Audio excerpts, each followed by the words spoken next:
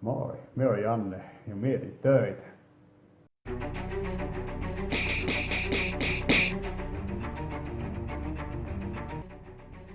Työelämässä on tullut oltua monessa mukana. Sisäistä kehityshanketta, ulkoista kehityshanketta, tekeshankkeita, toimitusprojekteja, asiakaskehityshankkeita ja haltuunottoprojekteja.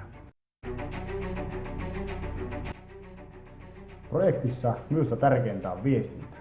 Jos mietitään projektin eri osa-alueita, meillä on tavoite, meillä on suunnitelma, toteutusvaihe, seuranta, raportointi ja poikkeamahallinta, niin kaikkia näitä asioita nivoo yhteen viestintä. Ihmiset tekee nämä asiat, joten viestin perille meno on se kaikista tärkein asia. Perheeseen kuuluu 2 alle kouluikäistä lasta, vaimo ja koira. Pojat on hyvin liikkuvaisia ja toiminkin vanhemman pojan salibändin joukkueessa päävalmentajana ja nuoremman pojan joukkueessa apuvalmentajana. Lisäksi harrastan karatea ja siellä vedän alle kouluikäisten karate-kids-ryhmää. 1,5 vuotta sitten aloitin vielä tavoitteellisen painon noston. Jos etsit tiimiisi projektihallinnan ammattilaista, ota yhteyttä.